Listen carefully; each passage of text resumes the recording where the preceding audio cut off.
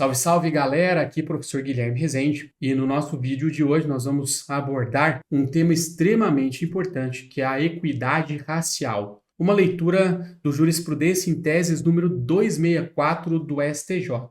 Tema que vai despencar na sua prova. Aliás, já vinha sendo cobrado com bastante frequência e agora a tendência é que isto se intensifique em razão da consolidação destes entendimentos nesta edição específica de Jurisprudência em Tese. Antes de mais nada, eu quero convidar vocês a seguirem o canal do Estratégia aqui no YouTube e ativar o sininho para novas notificações. Vamos então falar um pouquinho sobre esta edição número 264, mas antes eu quero fazer algumas considerações preliminares, porque a nossa abordagem ela vai se voltar especificamente para os pontos penais e processuais penais que foram tratados nesta edição. E aqui a ideia, pessoal, é que como nós temos aí como princípio fundamental da República Federativa Brasileira a dignidade da pessoa humana, como nós nos comprometemos no plano internacional a combater o racismo nos termos do artigo 4º da Constituição, como nós temos aí o princípio da igualdade já no caput do artigo 5º, como nós somos subscritores de convenção internacional que se compromete a combater o racismo, é possível dizer que nós temos um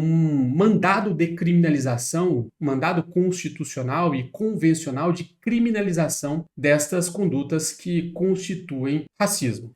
Nós nos comprometemos a punir com maior rigor estas condutas e aí o espaço de atuação do legislador ordinário fica um pouco mais restrito diante destas orientações, destas diretrizes que são trazidas no plano internacional e também no plano interno pela nossa Constituição Federal. Então, galera, o que se verifica é a criação de um verdadeiro ecossistema do direito penal que traz um tratamento mais rigoroso das situações que envolvem racismo. Nós temos uma lei no Brasil, a Lei 7716 de 89, que trata do racismo, e ela foi reformada em 2023 com a introdução de novos dispositivos que trataram ou que passaram a tratar com mais rigor essas questões envolvendo racismo. E nessa mesma linha, a gente teve esta guinada jurisprudencial do STJ em relação a estes temas. Então eu começo com vocês a partir dos dois primeiros entendimentos que foram consolidados nessa edição número 264 de Jurisprudência em Teses do STJ. E eles vão falar sobre o elemento subjetivo no caso do crime de injúria racial. Na primeira situação, o que se diz aqui é que nós temos aí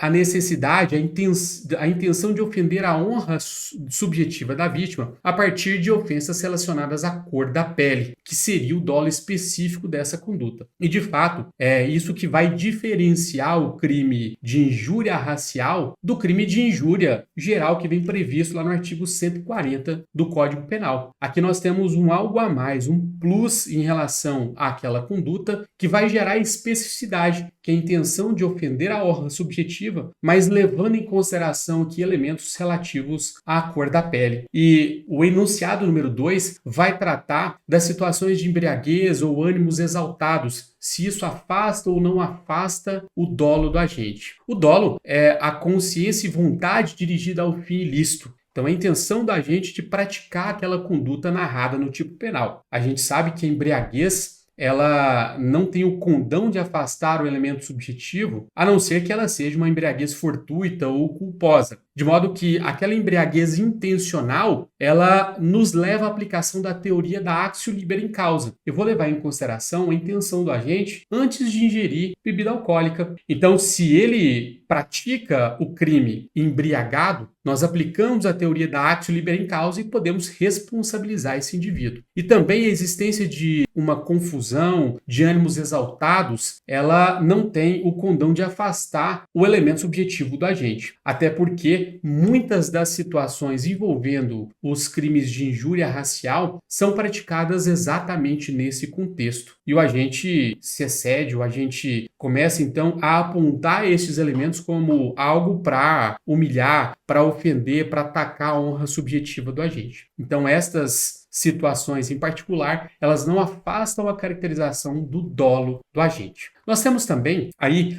o entendimento consolidado no sentido de que a injúria racial, espécie do gênero racismo, é imprescritível. Nós já temos dispositivo constitucional lá no artigo 5º, inciso 62, que diz que a prática do racismo constitui crime inafiançável e imprescritível, sujeito à pena de reclusão nos termos da lei. E, pessoal, esta é uma situação de imprescritibilidade. E a grande discussão aqui é que até pouco tempo atrás, esta micro-reforma feita pela Lei 14.532 de 2023, o crime de injúria racial vinha previsto lá no artigo 140, parágrafo 3º do Código Penal. Mas ele claramente tratava desta situação em que a ofensa ligava a algo relacionado à cor da pele. E por estar ali no Código Penal, surgiu a discussão sobre se esta infração era ou não imprescritível. E aí o STJ e STF também consolidaram esse entendimento para dizer, olha, é espécie de racismo e, portanto, é imprescritível. Essa discussão ficou superada, porque agora esta conduta que antes era prevista no artigo 140 veio deslocada para a Lei 7716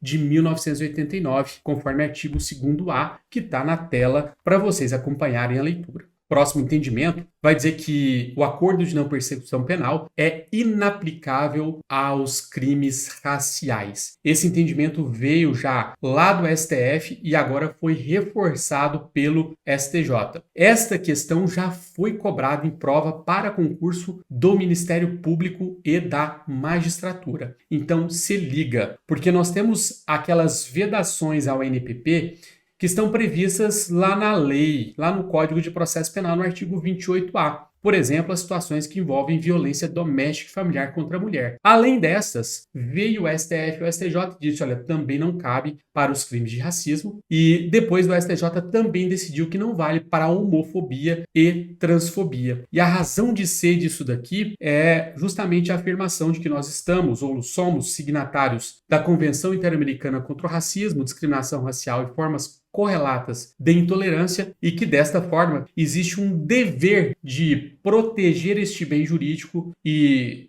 punir estas condutas de forma mais rigorosa, usando assim o direito penal. E nesse contexto, a solução amigável ou consensuada por meio do ANPP, ela seria incompatível com este mandado de criminalização. Isso se verifica, é uma tendência que tem se constatado em relação a todos os grupos vulneráveis. Nós começamos com as mulheres, em situação de violência doméstica e familiar, e agora nós temos um avanço também para os crimes de racismo, homofobia e transfobia. Então, lá no artigo 28A do seu CPP, coloque um asterisco para você não se esquecer dessas outras duas situações que também constam vedação para o oferecimento do acordo de não persecução penal. Seguindo, nós temos aí a reafirmação de que não incide prescrição da pretensão punitiva a pena daquele que pratica, induz ou incita a discriminação ou preconceito de raça, cor, etnia, religião ou procedência nacional. Aqui, justamente por conta daquela vedação contida na nossa Constituição, que vai dizer que o racismo ele é imprescritível. Então segue o STJ para dizer que o conceito de racismo reverso não é aceito, pois o racismo é o fenômeno estrutural